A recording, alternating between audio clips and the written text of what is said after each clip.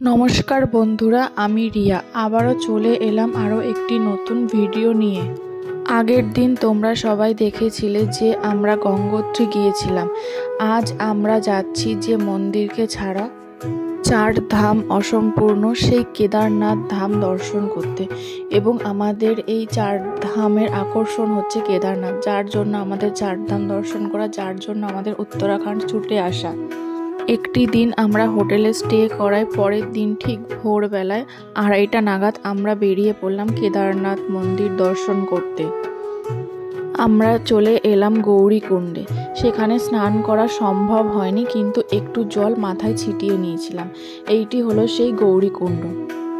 তারপর আমরা রওনা দিলাম সেই আকর্ষণীয় স্থান কেদারনাথ বাবার কাছে। খুবই ঠান্ডা লাগছিল, প্রায় জমে যাওয়ার মতো। তবুও সেই ঠান্ডা, সেই কষ্টটা কোনো কষ্টই মনে হচ্ছিল না। মনে একটা এক্সাইটেড কাজ করছিল, মানে কতক্ষণে পৌঁছাবো। এইভাবে প্রায় 7.5-8 ঘন্টা আমরা হেঁটে সেই গন্তব্যের দিকে এগিয়ে যাচ্ছি।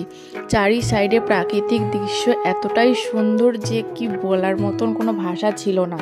আস্তে আস্তে আমরা যত এগাচ্ছি মন্দিরের চূড়া দেখা যাচ্ছিল এবং আমাদের হৃদস্পন্দন ঠিক ততটাই বেড়ে যাচ্ছিল। এটাই হচ্ছে কেদারনাথের একটা এক্সাইটমেন্ট, যেটা কোনো ভাষায় প্রকাশ করা যায় না।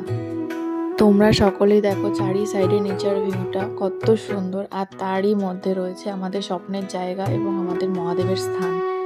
অনেক কষ্টের পর আমরা পৌঁছে গেলাম সেই দিব্য স্থানে, মানে স্বপ্নের জায়গায়। আমি জানি এই জায়গাটা নিয়ে অনেকেরই স্বপ্ন রয়েছে এবং সেই স্বপ্ন দেখা মানুষের মধ্যে হচ্ছে আমি একজন। তোমরা সবাই দর্শন করো এই কেদারনাথ মন্দির। এই সাইডের নেচার ভিউটা কতটা সুন্দর। এই মন্দিরটি দেখার পরে আমার চোখ থেকে প্রায় জলই বেরিয়ে গেছে। মন্দিরের চারি সাইডে একটু ঘোরাঘুরির পর অসংখ্য লোকের মাঝে লাইন দিয়ে আমরা পুজো দিলাম এবং মহাদেবের কাছে গিয়ে সেই ঘি মধু মাখিয়েই হাতে স্পর্শ করে পুজো দিলাম, যেটা অনেকের ভাগ্যেই হয় না, কিন্তু আমাদের ভাগ্যবশত হয়ে গিয়েছে। আর তার ঠিক কিছুক্ষণ পরে মন্দিরের গেট বন্ধ হয়ে গিয়েছে এবং সেখানে কিছু ফটো ভিডিও তুলে নিলাম। আমার সকল বন্ধুদেরকে জানাচ্ছি, যারা আমার এই নতুন চ্যানেলটিকে এখনও সাবস্ক্রাইব করনি তারা দয়া করে একটু সাবস্ক্রাইব করে দিও। এবং তোমরা কারা কারা কেদারনাথে আগে এসেছিলে বা আসতে চাও তারা সবাই একটু কমেন্ট করে আমাকে জানিও। এই ছিল আমাদের সারা দিনের কেদারনাথ জার্নি এবং আমরা রাত 12:30 নাগাদ আবার হোটেলে ফিরে এলাম। তখনও খুবই ঠান্ডা লাগছিল আর আমরা হোটেলে ফিরে চলে এসেছি।